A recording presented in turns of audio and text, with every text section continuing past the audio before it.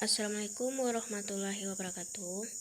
Pada kesempatan kali ini, saya akan membahas tentang perencanaan pembangunan. Sebelum saya memasuki materi, perkenalkan dulu, nama saya Hutri Lili, BP 18, Prodi Ilmu Administrasi Negara 6B, mata kuliah Administrasi Pembangunan. Baiklah, masuk ke dalam materi. Yang pertama yang saya bahas adalah 4 proses perencanaan pembangunan nasional berdasarkan dimensi pendekatan dan koordinasi, yaitu yang pertama adalah perencanaan makro. Perencanaan makro adalah perencanaan pembangunan nasional dalam skala makro atau menyeluruh. Dalam perencanaan makro ini, dikaji beberapa besar pertumbuhan ekonomi dapat dan akan direncanakan. Berapa besar tabungan masyarakat dan pemerintah akan tumbuh, bagaimana proyeksinya, dan hal-hal lainnya secara menyeluruh. Kajian ini dilakukan untuk menentukan tujuan dan sasaran yang mungkin dicapai dalam jangka waktu rencana, dengan memperhitungkan berbagai variabel ekonomi mikro. Perencanaan makro ini dilakukan dengan melihat dan memperhitungkan secara cermat keterkaitannya dengan perencanaan sektoral dan regional. 2 adalah perencanaan mikro. Adalah perencanaan skala rinci dalam perencanaan tahunan yang merupakan penjabaran rencana ke dalam susunan proyek-proyek dan kegiatan-kegiatan dengan berbagai dokumen dan penganggarannya. Perencanaan ini merupakan unsur yang sangat penting karena pada dasarnya pencapaian tujuan dan sasaran pembangunan. Yang ketiga adalah perencanaan sektoral. Adalah perencanaan yang dilakukan dengan pendekatan berdasarkan sektor. Maksudnya untuk mempermudah perhitungan-perhitungan dalam mencapai sasaran mikro. Yang dimaksud dengan sektor adalah kumpulan dari kegiatan-kegiatan atau program yang mempunyai persamaan ciri-ciri serta tujuannya. Selanjutnya adalah perencanaan regional. Adalah menitikberatkan pada aspek lokasi di mana kegiatan dilakukan. Pemerintah daerah mempunyai kepentingan yang berbeda dengan instansi-instansi di pusat dalam melihat aspek ruang di suatu daerah. Pemerintah daerah mempunyai kepentingan yang berbeda.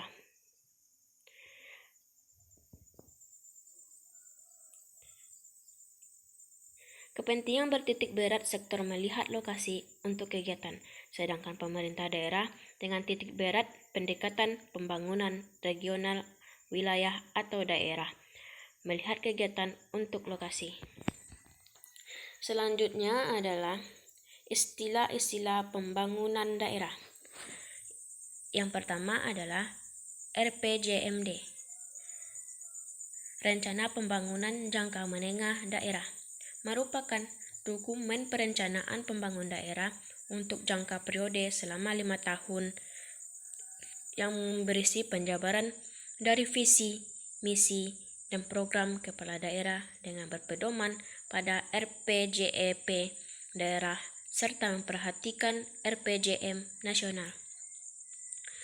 Yang kedua adalah Renstra. Renstra itu sendiri adalah suatu dokumen perencanaan yang berorientasi pada hasil yang ingin dicapai dalam kurun waktu 1 atau 5 tahun sehubungan dengan tugas dan fungsi SKPD serta disusun dengan perhitungkan perkembangan lingkungan strategis. Yang ketiga adalah KUA. Kebijakan Umum APBD atau KUA adalah dokumen yang memuat kebijakan bidang pendapatan, belanja, dan pembiayaan serta asumsi yang mendasarinya untuk periode 1 tahun. Yang keempat adalah PPAS, prioritas dan plafon anggaran sementara atau PPAS adalah rancangan program prioritas dan patokan batas maksimal anggaran yang diberikan kepada satuan kerja perangkat daerah untuk setiap program sebagai acuan dan penyusunan rencana kerja dan anggaran SKPD sebelum disepakati dengan DPRD. Yang kelima adalah Renja. Renja itu sendiri adalah rencana kerja adalah dokumen perencanaan untuk periode 1 tahun yang memuat kebijakan program dan kegiatan pembangunan baik yang dilaksanakan langsung oleh pemerintah daerah maupun yang ditempuh dengan mendorong partisipasi masyarakat. Yang keenam adalah RKAA.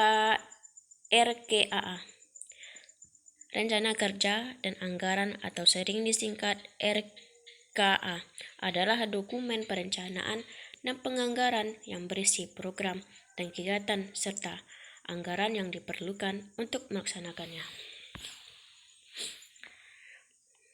Poin ketiganya adalah bagaimana sistem perencanaan nasional tersebut adalah satu kesatuan tata cara perencanaan pembangunan untuk menghasilkan rencana-rencana pembangunan dalam jangka panjang, jangka menengah, dan tahunan yang dilaksanakan oleh unsur penyelenggara negara dan masyarakat di tingkat pusat dan daerah.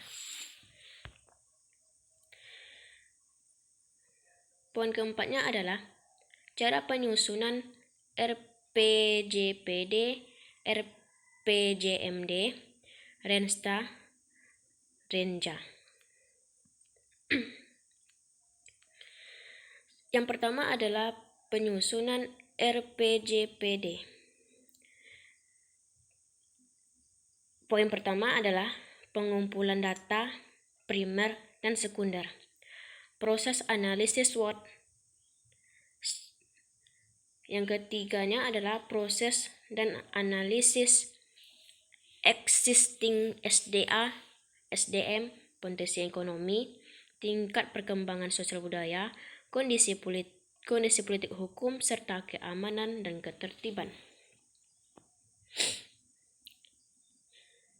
Proses pengkajian kondisi sektor ekonomi unggul dalam rangka mendapatkan peta potensi termasuk potensi PAD dan kapasitas ekonomi daerah. Proses pengkajian produk unggulan, potensi, permasalahan, serta konsep pengembangannya. Dan prospek ke depan serta konsep pengembangannya. Yang selanjutnya adalah analisis keterkaitan antara sektor dan produk unggulan agar dapat diperoleh peta potensi ekonomi daerah. Selanjutnya adalah proses perencanaan pembangunan yang lebih rasional, sistematis, dan dapat diukur serta formulasi strategi prioritas kebijakan pembangunan dengan mempertimbangkan asas berkelanjutan dan keterpaduan. Selanjutnya adalah penyusunan RPJMD. Poin pertama adalah strategi RPJMD. Harus erat kaitannya dengan proses penetapan ke arah mana daerah akan diarahkan pengembangannya dan apa yang hendak dicapai dalam 5 tahun mendatang. Yang poin keduanya adalah demokratis dan partisipatif.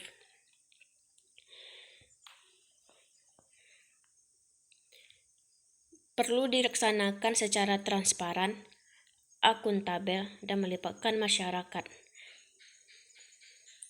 Yang selanjutnya adalah politisi. Politisi itu sendiri adalah penyusunan RPJMD perlu melibatkan konsultasi dengan kekuatan politik, terutama kepala daerah terpilih dengan DPRD. Yang poin selanjutnya adalah perencanaan bottom up. Bottom up itu sendiri adalah aspirasi dan kebutuhan masyarakat perlu untuk memperhatikan dalam penyusunan RPJMD. Yang selanjutnya adalah perencanaan top up,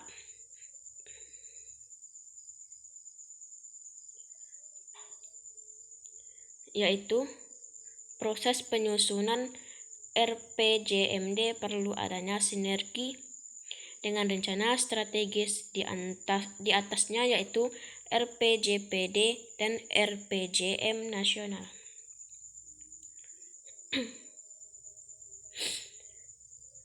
Yang ketiganya adalah cara penyusunan Renstra. Yang pertama adalah proses teknokratik. Proses teknokratik sendiri adalah rancangan. Renstra adalah perencanaan yang dilakukan dengan menggunakan metode dan kerangka berpikir ilmiah untuk menganalisis kondisi objektif dengan mempertimbangkan beberapa skenario pembangunan selama periode rencana berikutnya. Yang keduanya adalah proses politik. Proses politik merupakan proses penyusunan Renstra yang disesuaikan dengan visi, misi, dan program prioritas. Yang ketiganya adalah penetapan Renstra. Penetapan Renstra ditetapkan dengan peraturan presiden dan dijadikan pedoman dalam menyempurnakan rancangan Renstra menjadi Renstra. Rancangan Renstra ditetapkan menjadi Renstra dengan peraturan pimpinan institusi atau lembaga dan disampaikan kepada Menteri Negara Perencanaan Pembangunan Nasional atau Kepala Badan Perencanaan Pembangunan Nasional. Yang poin keempatnya adalah penyusunan Renja. Poin pertamanya adalah persiapan penyusunan Renja SKPD, yaitu pembentukan tim penyusunan Renja SKPD. 2. Orientasi mengenai Renja SKPD. 3. Penyusunan agenda kerja SKPD. Dan yang keempat, pengumpulan data dan informasi. Poin yang keduanya adalah penyusunan rancangan Renja SKPD. Yang pertama adalah tahap perumusan rancangan Renja SKPD. 2. Tahap penyajian rancangan Renja SKPD. 3. Pelaksanaan forum SKPD merupakan wadah penampungan dan penjaringan aspirasi masyarakat dan dunia usaha untuk menyempurnakan rancangan kebijakan penyusunan Renja SKPD. Yang keempat adalah penetapan Renja SKPD. Penetapan Renja SKPD dilakukan dengan pengesahan oleh kepala daerah. Selanjutnya Kepala SKPD menetapkan Renja SKPD untuk menjadikan pedoman di lingkungan SKPD dalam menyusun program dan kegiatan prioritas SKPD pada tahun anggaran berkenan. Sekian materi dari saya. Kalau ada salah, saya mohon maaf. Saya tutup membaca. Assalamualaikum warahmatullahi wabarakatuh.